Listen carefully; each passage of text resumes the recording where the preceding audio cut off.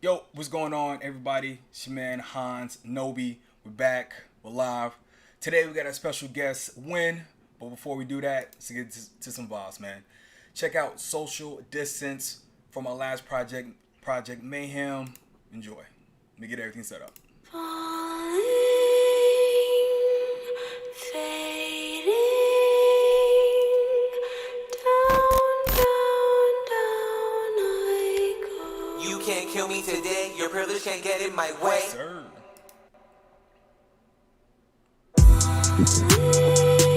Right. Staying social way. Yeah, New York City. Isn't that what they say? You know how to pick it up, man. You know Keep your distance, keep your I distance, got keep your distance, baby. Staying social way. Isn't that what they say?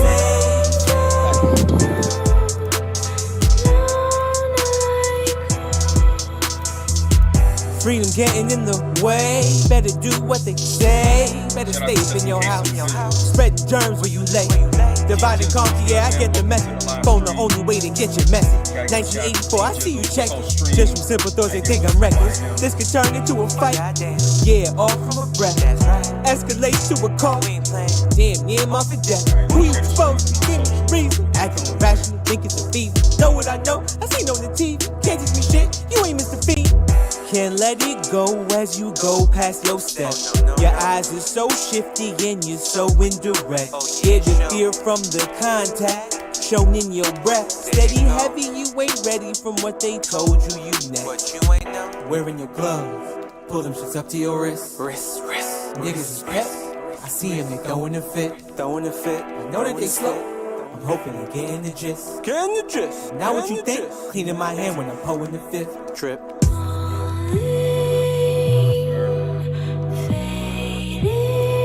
Couple more shares, man. You want to get right into it.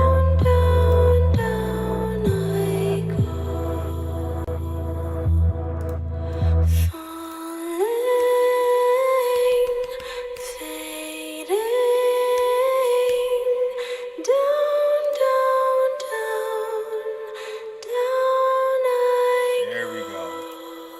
There we go. Yes, sir. Yes, sir. What is going down? It's Hans Nobi, and today we have a special guest who goes by the name of Win. Win, what's going on? Oh, let me go and pull this down. Hold up. All right, Win, come on out. What's going on, man? What's going on, man? Hold on, let me get myself situated. Let me pull this over. What's goody? I live in life, brother. Yeah. So I'm gonna have this in the background because we don't need it. We don't need this. We don't need all this. But yeah. So this whole episode was a producer homie's idea. Goes by the name of T Jizzle from LA, but he lives in my hometown of Houston. And initially, when he hit me up, he said that I was asking for feedback, and that's what started this whole thing. So I asked for feedback, like, yo, I'm trying to make something for everyone that jumps in to see how people can get something out of it, because it's kind of grown a little bit, and so the replay is what I'm always thinking about, right? And so TJ was like, yo, you need to bring in an artist, you need to bring in someone to kind of say their piece on everything. So the first person I thought of was you, and the reason why is because me and you have been working together since 2018. Yeah. So 2018, we worked on your second studio album, which was On to the Side, and then we've been working together ever since. And then we continue to work on your third studio album, Project Mayhem, which in my opinion was indie album of the year. But I'm biased. Humble. But Humble. Thank you, sir. But since then, you've grown like your business, man. So to kind of just get into it, just to get warmed up to it, man, kind of introduce people to who you are, and just we'll take it from there. My name is Win. I'm a Bronx creative. CEO of Building Records. 1/3 of the round table. It's We'll get into that. Yes. Yeah. It's I'm just a dude from the Bronx, New York, and I love music. I love hip hop, and I'm just getting. I just been on this whole journey of just discovering how to take my creative energy and just make it something that the world can digest. You know what I mean? So Got you. We got a little wind from wind. So bear with us, man. But my bad. no, you good. So I don't want to do a deep dive yet because there's some questions I know, and there's some stuff like we've talked about before. So I won't Right. just go right into it. But man, why building records? Like, how'd you come up with that name? What's the deal here? So initially, right? Because eventually we're gonna get into why you didn't sign with me, but that's a different conversation. But You know what it is? Initially, how I think of like construct. So it's it's how you should always think of when you're building something, because you're literally building something. You know what I mean? yeah, And for me, it's always been about the art, and I've always kind of neglected the business part of it. And I've always wanted to have my own house, but like I didn't understand the concept. Like I grew up in the era like Rockefeller Records and like Young Money Records and Cash Money. Like to me it was always a title, so you get your own label, whatever. You know what I'm saying? Once I realized I was never gonna sign to like Def Jam or something like that, that was like always like the way they described showed it like the team you want to be part of Def Jam. So all right, so he says something that we've addressed on this live stream before that I've sort of ranted and raved about, and I promise I'm not gonna do the emotional thing like I did last time, because there's no reason to exert that much energy. And looking back at it, it's not necessary. Like my hands were moving kind of crazy, but you said something that very interesting. You said you didn't dive into the business of music. Could you kind of expand on that? Like why? Because here's my thing. This is something I run into every. I talk to anywhere from 10 to 20, sometimes 50 different artists a day, like easily. And the biggest thing is the lack of knowledge on business. I don't understand why. It may be because I don't understand the perspective, but can you dive into why for you? Because you can't speak for every artist, but for you, why that was happening? Perfect. I was gonna say for me, right? Yeah. Like how I always like when they say everyone sees the accomplishment, but they never see the journey. Right. Right. That's such a multi-layered thing, because when like I love rapping and I love writing, and it's something I've always been in love with, right? And then after watching examples of what this is, you go, okay, so that's what success means. You know what I mean? Like having the 1,000,005 video with Janet turning into liquid metal, and like you just bugging out, and and that's the goal, right? But you don't understand there's a business to it. You just see the art and you see the flash and the disaster. So for me, it's always been about the art. But what you don't understand is there's a machine behind the art that gets that to that level. There's no like. And if there's a track that pops up or a record that pops up that becomes phenomenal without a machine, it's because the people chose it. But at some point, the machine's gonna get involved. Hold on, Wayne. I'm sorry. We're getting a lot of wind on your end. My bad. So no, it's cool. So any way possible you can move in. We can take a quick break. Actually, maybe if I just switch my position over here. Okay, because if not, if this helps. And then if not, I'll just go because I'm outside right now. So okay, no worries. So is this helping? Yeah, I mean it's goes so far. You're a little darker, but it's totally fine. Like it's cool. So okay, so in regards to that, was there ever a point in your mind where you went, well, how do they do that? No, and that's an issue. For me, it was a cut and dry thing where it's just your art gets you there. Like just being nice is enough. Like you just coming out with a hot record and making it happen, and you just like become popping. I never thought about the concept of a rollout, of promotion, how radio stations work. Like but that's not part of that. That's not promoted. That's not the cool part. They don't show that part. My bad, bro. Wait, let's take a quick break and have you That's- like move inside, bro. Got you. All good, all good, all good. Let's so while we wait for Win, man, let me go ahead. Let me reset the vibe of the room. Let me go. Actually, this is another joint I want y'all to listen to from. All right. So let's get back into it, man. So we got Win back. Right. Let me go ahead and get rid of this. You don't need that. So Where's all right. So So the last time the last thing we spoke on was what let you know you should dive into the business. Would you mind touching base on that again? Well, yeah, basically it's just you don't know anything about that because it's just not what they show, because there's nothing cool about that. At the end of the day, with those type of things, there's a story that you're supposed to invest in, and nobody really wants to see the boring part of that story, you know. What for me, I've always been big on ownership, and even before music, like things that I've seen, people I look up to have always owned their own, whether it's their own business or their own movement, whatever they're doing, they've owned it on their own. And once I started realizing, because I remember you asked me before with building records, well, I will get into that later, but like once I started realizing I wanted to have my own and figuring out what that means, like what this thing that I'm constructing with my team, what its purpose is, then I started looking at it, okay, now this is its purpose, right? But why did you want your own? Because why not just sign with a major? Because then you have to do things according to how they want to do it, and I would rather build my own situation and then have more leverage on my end, so when it's time to do business, if I want to do business, I can do it on my terms. Gotcha. Gotcha. So yo, what's up, Weasel? What's up? Welcome to the live stream. So But is that an issue though, to just have someone take care of that for you? Like, why not just be like, It's up to the person. You know what I mean? For me, I don't like asking questions.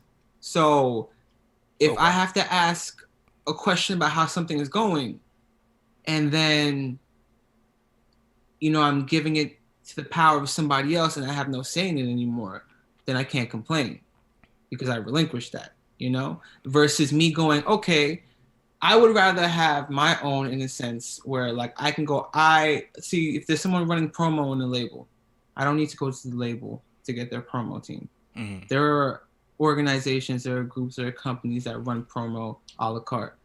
So like if I really needed that, then I can go with a budget and reach out to my own team, right? Might not be on as grand a scale, say, as in any of these bigger labels, but at the end of the day, it's at the scale that I can muster. Mm-hmm. Right, and then we move under that umbrella.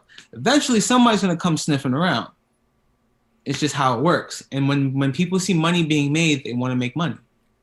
Now I get to negotiate. Okay, so this kind of alludes to the conversation we had right after the oh my gosh, what's the name of the video? We did it on the rooftop. We were wearing all white. Snakes. By the way, shout out to just in case for not revealing that one footage of me throwing up gang signs.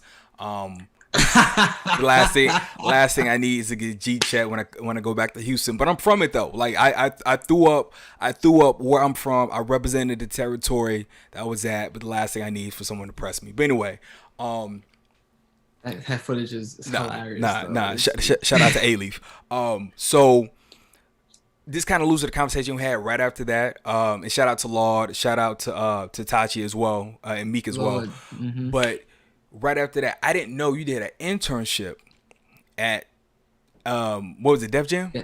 At Island Def Jam. Mm-hmm. Is that where you kind of got your insight from? Is that experience kind of tipped you off, like maybe I should do this on my own?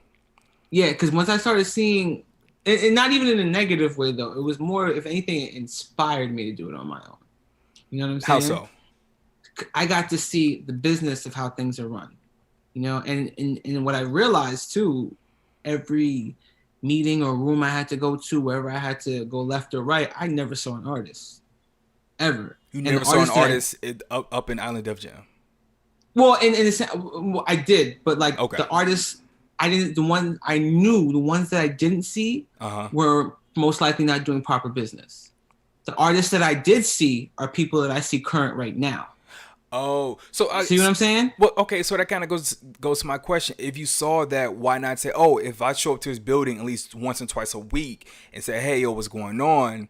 Then I know I have the relationships with people that can push the budget behind my video, and I can meet this person and I can get these things going. Because to me, it sounds like, well, if you had that experience, when I go, oh, okay, cool, then I know what I need to do if I were to go pitch myself to a major and actually get signed. Oh, I lacked that kind of. No, I was too young. All that. I'm a kid from the Bronx. I don't understand how none of that worked. You know, so in my head it was just, I'm here to do some you know what I mean. I wasn't trying to ruffle no feathers. Trust me, like if I was up on it like that, moving and shaking like that, of course. But I gotta take ownership in that. I was not, and I was in positions where I could have opened my mouth a little bit, but like, what do I say? Like I'm not, you know what I mean. Now, put me in that same position. Now, it's a wrap. But like, you know. How old? So, just for context, how old were you at that time?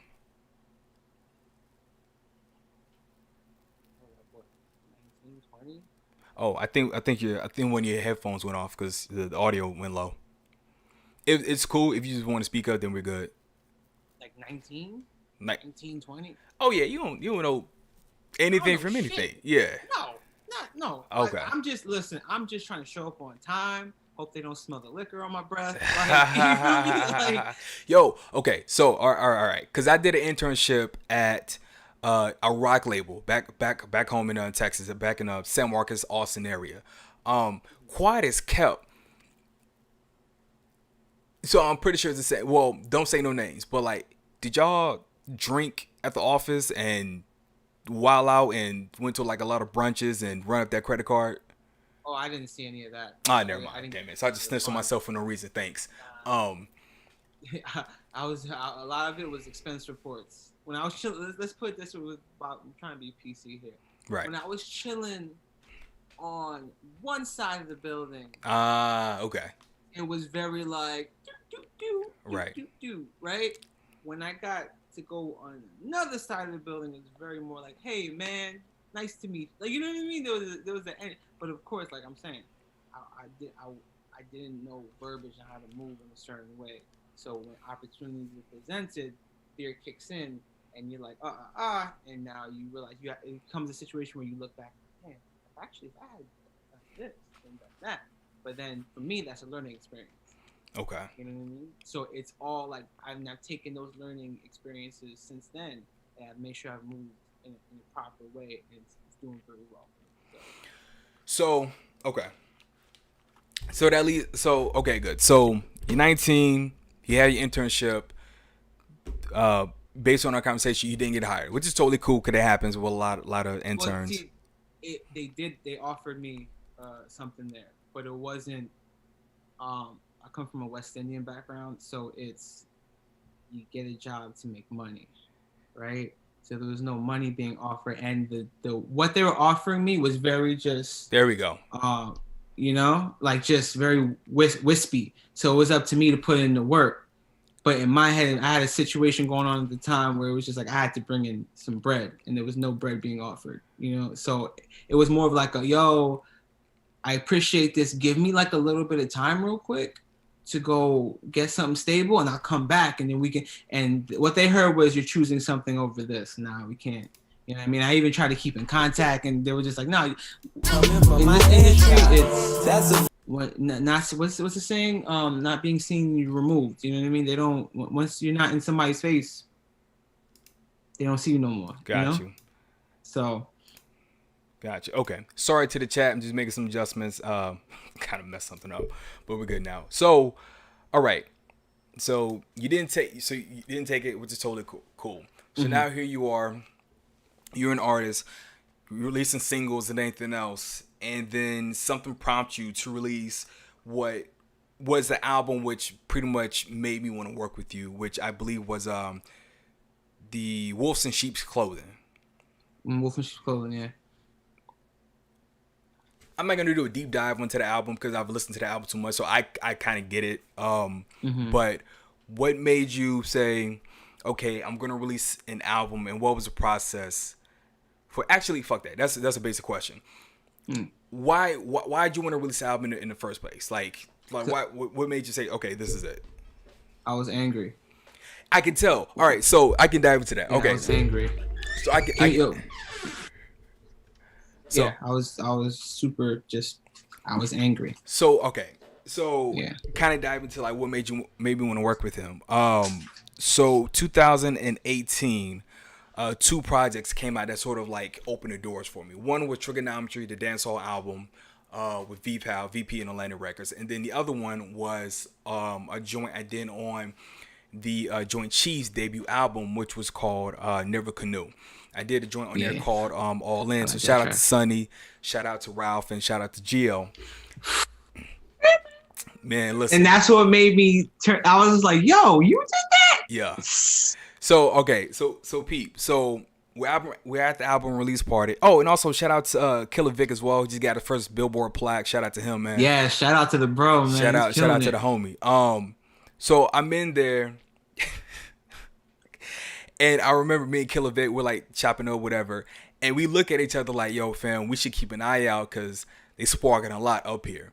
And me and Vic don't smoke, right? And so we just like, fam. Well, I don't smoke anymore. It's been a long time, but I was like, "Yo, fam, let's make sure they don't." And then DJ Static closes the door to the A room. And we're like, so we looked at it like we don't want to be lame and just step out. So we both sitting there, like 20 minutes later, we both looking at each other like, fam. So when you came to me, it was I can feel it was like maybe hitting, but it was been so long I couldn't tell that I was getting high. I couldn't tell, right?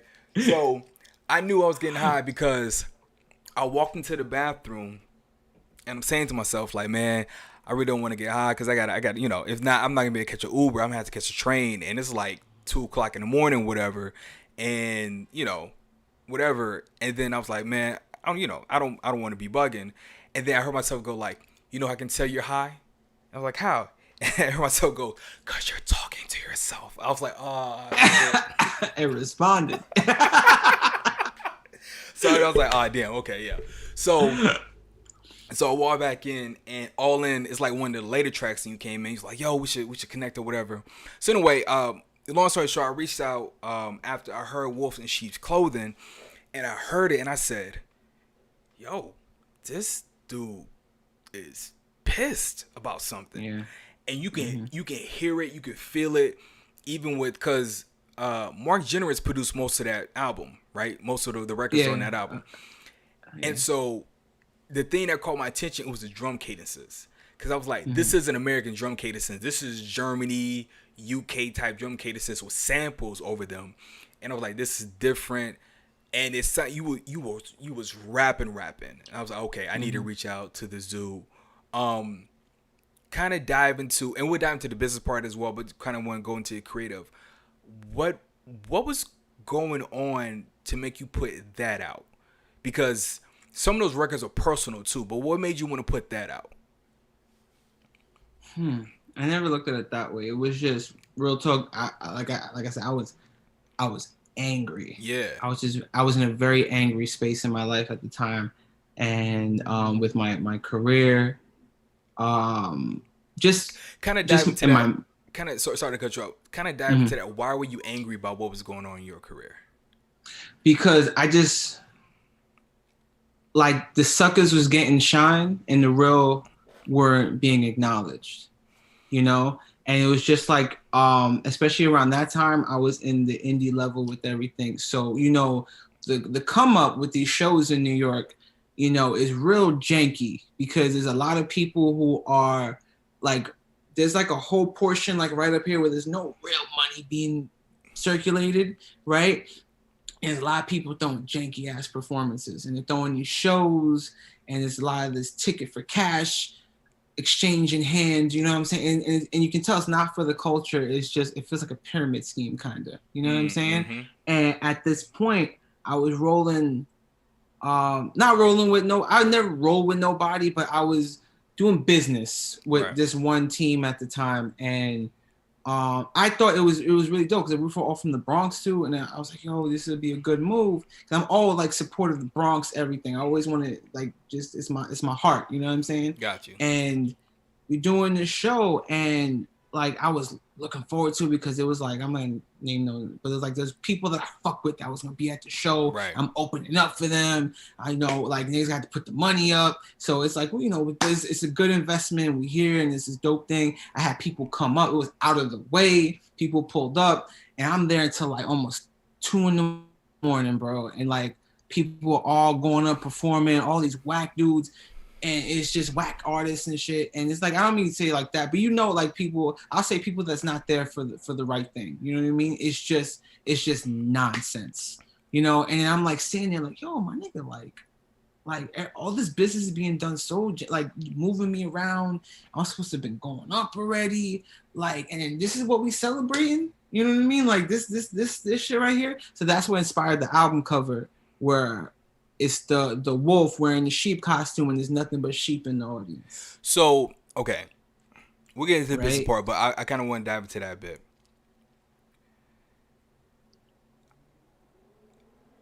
I like to think I'm a nice guy.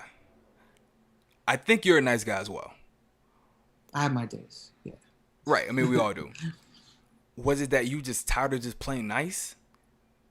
Hence the title? Yeah.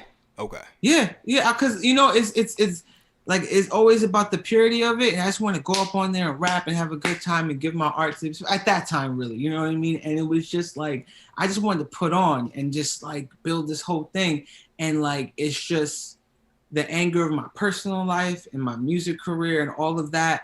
And then it's just things ain't hitting and you ain't connecting and you try and make $1 out of 15 cents and while investing time into your passion. It's like all this shit, all this weight. And then on top of that, I'm nice. Mm. I mean, You know there's an argument there, but like I'm nice, right? And this is what's happening around me. Fuck this shit. You know what I mean? And that's what I mean. I remember like my whole thing is I never leave a performance. I don't care. Like if there's like a disrespect thing going on, that's a whole nother thing to talk about. We're not gonna go that way. You feel me? But like if I signed up to do a show, even if you like, I remember I was supposed to open up a Coil Ray a minute ago, right? On her Rise Up, and I got something happen. Niggas kind of did me dirty. Was that the show in Midtown that I couldn't make? Nah, I was on SOBs. I was supposed to open up a Coil Ray at SOBs, right? Okay. And I might have my shit ready to go. Niggas kept skipping me. Finally, Coil Ray go up, and I'm just like, oh, interesting. Took everybody downstairs to the VA. By the time like that whole thing was done, maybe like 15 people still left on the thing. I went up and I did my thing. Cause that's just how I am. If there's one person in the audience, I'm gonna sit there and do my shit, so I can get one people to fuck with me. And that's just how I'm gonna be. So I went up on that stage and I bodied it. And once I bodied it, I walked out and I never did business with them ever again. You know what I'm saying? So okay, to dive into that a little bit more, as someone who was a former artist, like I got it. One thing I want every artist who's listening to understand, like that does happen. I don't want to set the precedent, whatever. I don't want to set the tone that, oh, it has to happen, or it's just part of the game or whatever. But unfortunately, it is. For me, when I was going through it, I got pretty upset. I had a legendary moment. What was going through your mind when you left the venue, you got back in the whip, and you're going home? What was in your mind that made you say, you know, I'm going to keep going? Because a lot of artists, not for nothing, do quit after that. I need to breathe. What you mean? This is my air. This is my water. Okay. So there is no I'm here for this. You know, of course, there's other things that I want to do in life for sure, but the road is always going to take me back to this. You know what I mean? I've had performances. I had a performance one time when the music just kept fucking up, and like I performed at the spot. It's the first time they done a performance where the whole venue was filled out. So this was my time to fucking shine. You know what I'm saying? Right. It was in New York at that. Like let's go. My music kept fucking up, and I was like, all right, performed the whole thing a cappella. You know, the judges gave me cool for that. And that was one time I showed up Dolo. So I pulled up Dolo by myself to get some new people on the team. And after that shit, I was like, damn, that shit is trash. And I didn't perform for 2 years after that, but I kept making music, couldn't stop. So and I'm glad you said that because we're going into the ebb and flow of what I want to dive into. I tweeted a while ago, if you ever hit a brick wall and you feel like quitting, don't quit, just slow down. You took a 2-year hiatus. Mm-hmm. Why? I don't know. I didn't even plan it out that way. It's just what happened. Like I didn't do any performances, but I just kept writing in the studio and recording. I kept dropping freestyles. I kept dropping singles.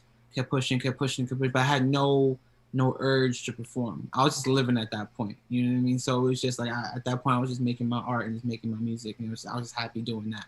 And then I had like a good solid body of work at that point. Before I even dropped my first studio album, Wolf in Sheep's Clothing. And someone reached out to me that they were starting a new brand. They had like a pop-up shop type of deal. And they was like, I need a performer. And I thought, I'm a big fan of yours, so will you perform for it? And I was like, all right. I don't normally do that anymore. And I actually told people about it. People pulled up. It was like a cool event. And I ended up rocking it. And I felt that, like that crowd control. I don't know. It's like a high, man. Like when you get the whole crowd fucking with you, and you get to like orchestrate the whole thing. And I was just like, man, I miss this. It's not. And then I realized the studio's just not enough for me. Like I got to perform too. And ever since then, I've never stopped. It's just been consistently going. Okay. Whether it's 5 or 200 people in the room, I'm having a ball, just like rocking out with them. You know. Okay. All right. So I'm gonna speed things up just a little bit, right? So Wolf in Sheep's Clothing drop. We meet. I'm not gonna dive into it too much because I've put enough content on my YouTube channel about it. Unless you want to dive into it, but so one of the things that impressed me about you is that you had a team, and what I mean by that is like you got a legitimate team. You have a studio you was working. You had an engineer, you had a DJ, you had a videographer, you had a manager. A lot of artists DM me and they ask me to be their manager, and the answer will always be no, but because they're asking you for a babysitter. And so I said difference. I said something in a tweet of mine got out, and it's every blue moon I'll see it like on somebody's IG. The tweet I said was, "Boys ain't looking for a producer, you're looking for a sponsor, right?" Mm-hmm. And I met Meek multiple times and everything else, and you guys are childhood friends. Now it's always been advised that you don't choose your friend to be one of your managers. Mm-hmm. What made you say, nah, I'm gonna work with me? I get it, but just for the process and for people listening, what made you want Meek specifically to be your manager? I didn't choose her. What you mean? It wasn't like I never reached out. So it was that sounded, what I mean to say by that is, I right? get it, but I get the part, but yeah. Yeah, but without context, that sounds wild. So she didn't even know I rapped, right? This is like pre-studio when, like, I had never touched this. Like, I've been in studios because I grew up in music. I have family members that have been making music with the Beatles, Stevie Wonder. I've been in the studio my whole life, but I've never recorded anything. I've just been watching the magic happen type of thing. You know what I'm saying? So, like, up to that point, I'm just freestyling everywhere I go. Everybody knows I'm the guy where it's like, oh, man, we out. Oh, we in the middle of the street. Yo, Win, drop something real quick. And I'm like, all right. And I'll just crowd around me. I'm just spitting. Da-da-da. So that's what I do. You know what I mean? I don't even know how to record a record yet. So one night we all out, and then we're at a spot, and Meek just happened to be there because, you know, we're childhood friends, so she pops up, whatever. Mm-hmm. And they're like, yo, wait, drop something real quick. I'm like, all right, boom. Da, da, da, da, da, da, da, da. Going. And then at the end of it, everybody's like, all right, we're back in the club. And she's just like, yo, you rap? And I'm like, yeah. But, like, I was drinking, so I'm not really, like, there. She's like, yo, we're going to talk about this tomorrow. Whatever. She hits me up and goes, yo, what are you doing this day? I'm like, whatever. We're going to have a meeting. I'm like, okay. Pull up. She's like, all right. What are you doing with this? I'm like, yeah. And I'm like, oh, you saw me. That's what I do. You know what I mean? Da, da, da. And she's just like, that was always a big fear of mine, telling people I rap. So I would just always keep it to myself. And then one day it was just like, I got put in a position where it was just like rap. And I was just like, all right, blah, blah, blah. And ever since then, I was like, so I'm taking advantage of every moment I'm outside. And he's like, yo, rap real quick. So she's like, yeah, all right, I'm going to manage you. I want to be your manager. And I'm just like, okay. Okay, so I want to dive into that, right? So I already know this story and everything else, but just for those watching and listening, so and I like I said, I've met me multiple times, so I get like why you want her as your manager. A lot of artists, when they reach out to me and say, "Hey, I need a manager. I want you to manage me." A lot of artists where you're in your position where they don't have well, at that point you didn't have anything going on at all, Nothing. but you had someone. I was just always in the room. But you had someone that believed in you. Right. So I always tell artists, like if you're looking for a manager, you have to convince someone to do it, because not for nothing, like Meek already had things in play, but she's done things I know for sure that have put you in a better position because it's helping you. And the thing about Meek is that she understands the business, and she understands, one, she's very organized, and she knows how to get things done, and she knows how to pull you different play. I've seen her in a room pull when, like, no, come meet this person, come meet that person, right? And so for the artists that are listening, you sort of, I don't want to say your manager, yeah, I'll say this, your manager sort of manifests when you're ready. And for here, when I had already dropped singles, he already sent the business a little bit, so when they had that meeting, and he understood like what it was, and that's what I want artists to sort of get out of that. Would you sort of, well, what are your thoughts on me saying that? Let me say that. If you have to convince someone to be your manager, they're right. not the, that's the basically that's what I'm trying to say. Yeah. You need someone to go like what solidified for me at that point was, she said, let's just give some fake days to this, right? Say if Friday we had this meeting, the following Wednesday I was in my first studio session. Wow. Recording my first 2 tracks. Wow. You feel me? Yeah. So like that, and I realized the next level of this, where this isn't, a lot of people, if you want to do this, find a way, even if your first studio session nothing happens, which is most likely the case, book your first studio session. You walk in there, you make sure there's an engineer already there that's part of the studio, and you go, this is my first time here. And they're going to fully understand what's about to happen, and you just fuck around to get the vibe, because it's a vibe. It's rapping on the street and recording in the studio will never be the same thing. Not at all. It's not, you have to understand breath control, cadence, you have to figure out rhyme scheme patterns, it gets real, it's fun, you know what I'm saying? But you have to get over the scary part. Right. And then it becomes fun again. You know what I'm saying? Yeah. So like that's solidified it. She had me in the studio recording, and then within that, maybe I guess that first 6 months, I had my first mixtape. Yeah, and that's the part that I want artists to understand, is like you have to be moving for someone to want, like that's how Fred became your engineer, was through those studio sessions. That's how you found a DJ, was from live performances. How you found me as a producer was you looking for production. You wasn't just looking for a couple of beats, you were looking for a producer. And so now you got a team. So now you got a producer, you got an engineer, you got a videographer, you got a DJ. Actually, you have 2 producers. And you're learning how to engineer yourself and produce yourself, and you have a manager. So you are a full, well-working machine. So now that kind of speeds things up and gets us to building records. I know I asked why, but now that we sort of like warmed up to it, like why is it needed? Like why is building records needed? Why another record label in this market at this time? Well, and that stems back to knowing what the thing you're constructing, knowing the purpose of it. Right. So initially it was a record label, because that's how my brain was working at the time, right? But it's not a record label. What I realized, what we do is a production company.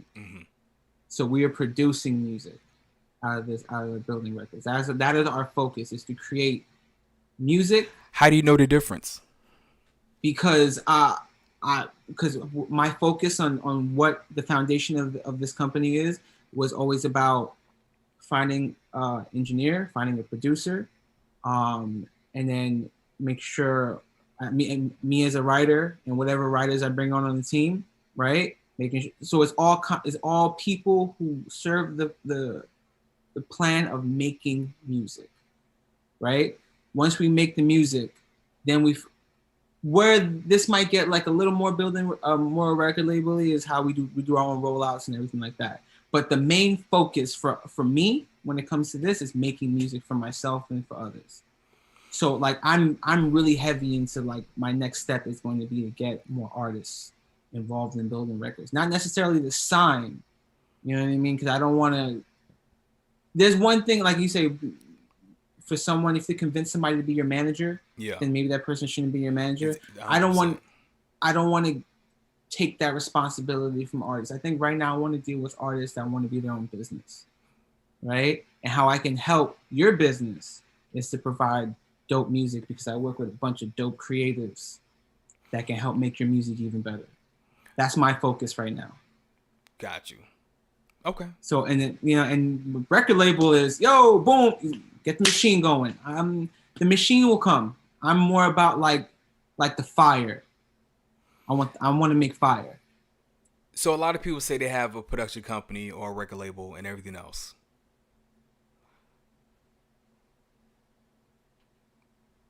You have an LLC, right? Do I have an LLC? Yeah. It's in the paperwork right now. Okay. Yeah. Why is the paperwork important? It's America. Listen, if you don't have paperwork on the thing you own, you don't own it. That's it. Like if you don't know how the accounting works, it's not yours. In this country, you need documents. The moment Building Records, when I finally came up with the name for Building Records, the first thing I did was I wrote it, trademark, and then I went and filed the paperwork for business. Oh, so hold on. Everything hold on. Name. I'm sorry, I can't do that too. Hold on, wait, hold on. So when I asked the question about the LLC, and he said it's en route, there's a difference. So our business started in Texas because I have family in Texas, so I can claim that address. In New York, it is a beast to start an LLC.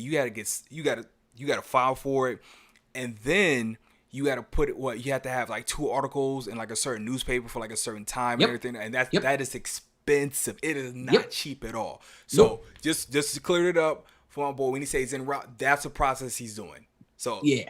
Okay. For sure. So I did. So it's that's a mug right there. Yeah. So yeah, it's what were we talking about before I lost? Just building just the process and like the paperwork and everything else.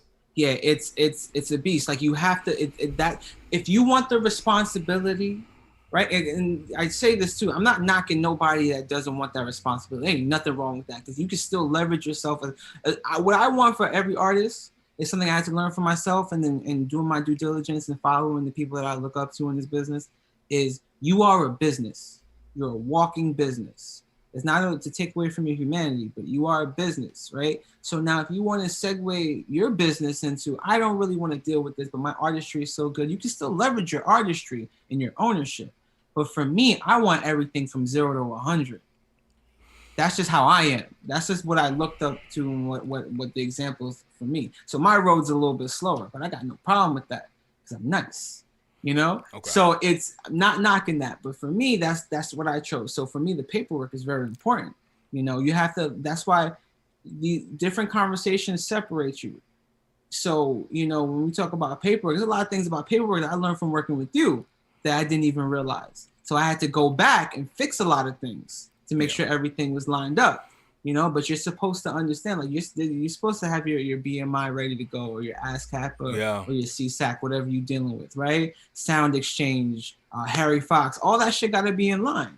That's that, you know what I mean? But that's the responsibility that I took for myself. A lot of people don't want to deal with that. I understand that. So if you want to just deal with the artistry, you know what I mean? Just make sure your paperwork is in line, because it's America. It's ownership. And see, modern day. And see, that's pretty much what I wanted. Like, that's pretty much the gist of, hey, Marissa, how's it going?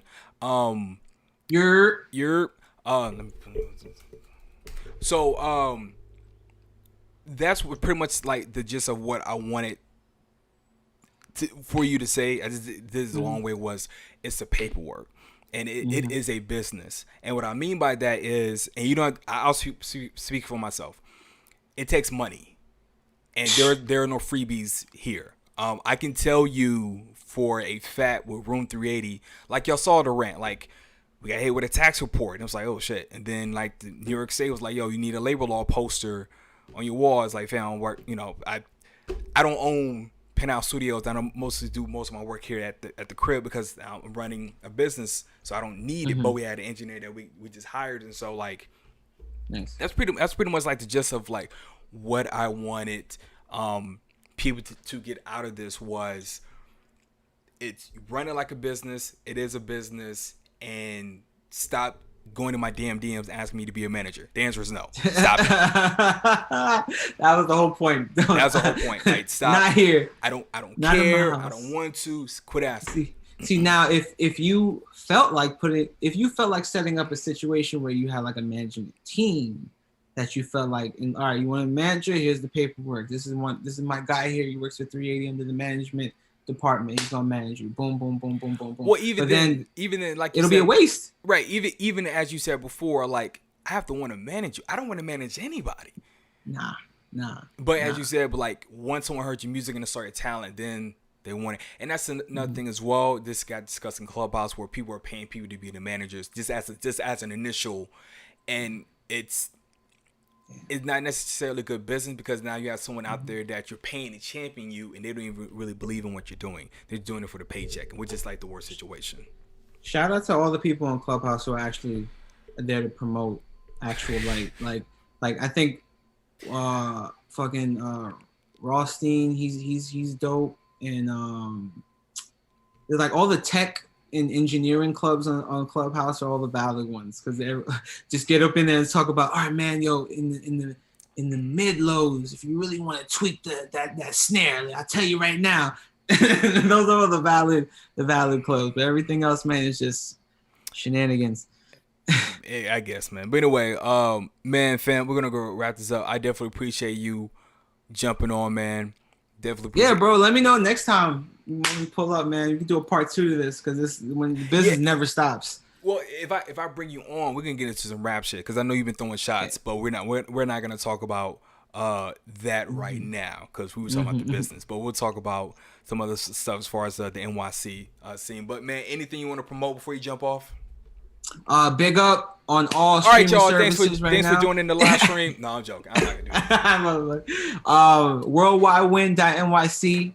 Get everything win right there. Got the new video out. Shout out Just In Case, building records. Speak Meek. You know what I'm saying? Room 380.